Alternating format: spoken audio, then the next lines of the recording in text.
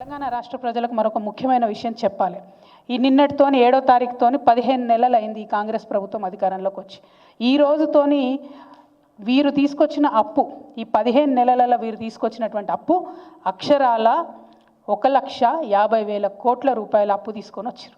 15 నెలలలో 1,50,000 కోట్ల అప్పు అంటే ఆ అప్పు మామూలుగా తీసుకురాలే. 2024 నవంబర్ 30 నుంచి మొదలు పెడితే ఇప్పటి వరకు ఈ రోజు వరకు తీసుకున్నటువంటి అప్పు మొత్తం 1,52,918 కోట్ల రూపాయలు కరెక్ట్గా చెప్పాలంటే.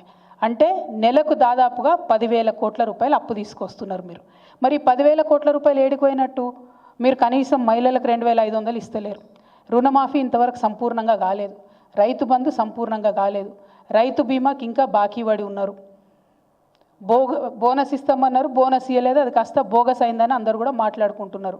ఇట్లా ఒక్కొక్కటి లెక్క పెట్టుకుంటా పోతే నిన్నగాక మొన్న మీరు చేనేత మిత్రుల దగ్గరికి పోయినరు, వాళ్ళకి ఇవ్వాల్సిన బీమా డబ్బులు కూడా మీరు కడతలేరు. మొన్న మహిళల దగ్గరికి పోయినరు, మహిళలకు ఇస్తా అని చెప్పినటువంటి ఏ విషయం కూడా మీరు ఇస్తలేరు. మరి ఈ డబ్బులన్నీ ఏడిగిపోతున్నట్టు? కేసీఆర్ గారు అప్పు తీసుకొచ్చిర్రు అని బద్నాం చేసిర్రు. ఇవాళ మేము కేసీఆర్ గారు తీసుకొచ్చినటువంటి అప్పుకు మీకు న్యాయ పైసతో సహా లెక్క చెప్తాం. మరి మీరు కూడా మీరు ఈ 1,50,000 కోట్లు తీసుకొచ్చిర్రు, దానికి లెక్క చెప్పాలని చెప్పి నేను డిమాండ్ చేస్తూ ఉన్నా. కేసీఆర్ గారు మొత్తం 10 ఏళ్లలో తీసుకొచ్చిన అప్పు ఎంత అంటే, ఇది కూడా ఆర్బీఐ రికార్డే, నేను చెప్పే కవిత్వం కాదు. అప్పు ఎంత అంటే 3,89,000 కోట్లు. దాంతోపాటు మనం గ్యారంటీలు ఇస్తాం కార్పొరేషన్లకు ప్రభుత్వంగా, అది మరొక 38 కోట్లు, అంటే 38,000 కోట్లు. మొత్తం కలిపి 4,30,000 కోట్ల రూపాయలు కేసీఆర్ గారు అప్పు తీసుకొస్తే ఒక్క కాళేశ్వరంకే 90,000 కోట్లు మేము ఖర్చు పెట్టినాం. అది కాకుండా ఇతర మొత్తం ప్రాజెక్టులకు, పెండింగ్ ప్రాజెక్టులకు, రిజర్వాయర్లకు, చెరువులకు, మైనర్ ఇరిగేషన్, మేజర్ ఇరిగేషన్ అన్నీ కలుపుకుంటే 1,37,000 కోట్లు వాటి కోసం పెట్టడం జరిగింది. మిషన్ భగీరథ మీద 37,000 కోట్లు పెట్టడం జరిగింది. మొత్తంగా అగ్రికల్చర్ అంతా కూడా, వ్యవసాయం అంతా కూడా చూసుకుంటే 30,000 కోట్లు రుణమాఫీ చేసినాం. అట్లనే ఫ్రీ కరెంటు రైతులకు ఇవ్వడానికి 36,000 కోట్ల రూపాయలు ఖర్చు పెట్టినాం. రైతు బంధుకు 73,000 కోట్లు ఖర్చు పెట్టినాం. రైతు బీమాకి 6,892 కోట్లు ఖర్చు పెట్టినాం.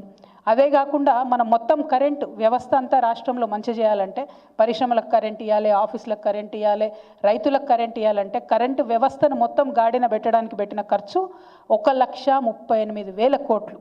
అదేవిధంగా ఆరోగ్యం మీద పెట్టినటువంటి ఖర్చు 61,000 కోట్లు. సంక్షేమం మీద కేసీఆర్ గారు పెట్టినటువంటి ఖర్చు 10 ఏళ్లలో 2,83,000 కోట్లు. అంతేకాకుండా ప్రతి గింజ, చివరికంట ప్రతి గింజ ధాన్యం కొంటే కేసీఆర్ గారు రైతులకు అకౌంట్లకు డైరెక్ట్ వేసినటువంటి డబ్బులు 1,34,000 కోట్లు. అంటే మేము తీసుకొచ్చిన అప్పు 4,30,000 కోట్లు అయితే మేము సృష్టించినటువంటి సంపద 50 లక్షల కోట్ల పైచిలుకుంది. ఇప్పుడు నేను చెప్పినటువంటి లెక్క దాదాపు 7-8 లక్షల కోట్లు డైరెక్ట్ చెప్పే లెక్క. ఇండైరెక్ట్గా వచ్చింది సాధించినటువంటి ప్రగతి, ఇంకా అనేకమైనటువంటి ఇండికేటర్స్, అనేకమైన రిపోర్ట్స్ ఉన్నాయి. వాటన్నిటి ప్రకారం కేసీఆర్ గారు తీసుకొచ్చిన అప్పు 4,30,000 కోట్లు అయితే సృష్టించినటువంటి సంపద 50 లక్షల కోట్లు. అంతేకాకుండా ఇవాళ ఒక మాట ఉంటుంది, జనరల్గా ఏదైనా వ్యవస్థ, ఇల్లు, ప్రభుత్వం, రాష్ట్రం, దేశం ఏది నడిపినా కూడా మనం తీసుకొచ్చినటువంటి అప్పు ఎంత ఉంది, దాని నుంచి మనం సృష్టించినటువంటి సంపద ఎంత ఉందని పారామీటర్ ఉంటుంది. అంటే మనం తీసుకొచ్చినటువంటి అప్పుతోని మనం ప్రాపర్గా ఇన్కమ్ జనరేట్ చేసుకుంటూ అప్పు కట్టుకుంటూ పోతే మనకు తగ్గుతూ ఉంటుంది. ఏంటిదంటే దాన్ని ఒక మాట సాంకేతికంగా ఉంటుంది, కానీ ఇది ఖచ్చితంగా తెలవాలి విద్యార్థులకు, మేధావులకు అని చెప్తా ఉన్నా. ఇంట్రెస్ట్ పేమెంట్ పర్సెంటేజ్ ఏదైతే మన రాష్ట్రంలో వచ్చే ఆదాయంతో ఇంట్రెస్ట్ పేమెంట్ పర్సెంటేజ్ ఏదైతే ఉంటుందో అది రాష్ట్రం వచ్చేటప్పటికి, తెలంగాణ రాష్ట్రం వచ్చేటప్పటికి 21.64 అంటే 21.64% ఉంటే, మా ప్రభుత్వం అయిపోయినాటికి 2023లో మేము అధికారంలోంచి వెళ్ళిపోయే సమయానికి 17.19% తగ్గించుకోగలిగినాం. అంటే ఎంత బాధ్యతగా తీసుకొచ్చినటువంటి అప్పును నిర్మాణాత్మకంగా గడితే అది సాధ్యమైందన్నటువంటి విషయం ప్రజలందరూ గమనించాలని చెప్పి నేను కోరుతా ఉన్నాను. మరి ఇవాళ ముఖ్యమంత్రి గారి గురించి ఆలోచిస్తుంటే నిజంగా చాలా దయనీయంగా ఉంది. ఆయనకు ఒక సామాజిక దృక్పథం లేదు, ఒక ఆర్థిక క్రమశిక్షణ లేదు, వాగ్దానాలు నిలబెట్టుకోవాలనేటటువంటి నియతి లేదు, కనీసం భవిష్యత్తు పట్ల ఒక దూరదృష్టి లేదు, పేదవాని కడుపు నింపాలనేటటువంటి ఆలోచన లేదు. నేనేమంటున్నా అంటే ఈ 15 నెలలల్లో మీరు వచ్చినట్టు అప్పులు తీసుకుపోయి పెద్ద కాంట్రాక్టర్లకు ఇచ్చారు. ఇంకా 35 నెలలు మాత్రమే ఉన్నది. కనీసం నెలకొక మంచి పని చేయండి. మీరు ఒక నెలకొక మంచి పని అనే ఒకటన్నా మంచి పని చేయండి.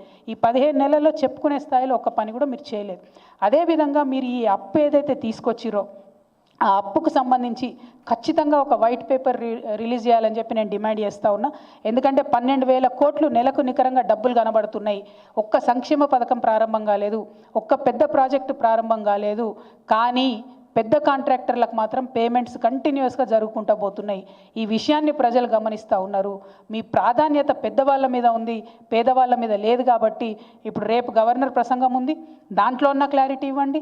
మనకి మొత్తం ఈ మంత్ అంతా కూడా బడ్జెట్ సమావేశాలు ఉంటాయి, దాంట్లో ఉన్న వైట్ పేపర్ పెట్టండి, కానీ ఒక స్పష్టత ఇవ్వండి.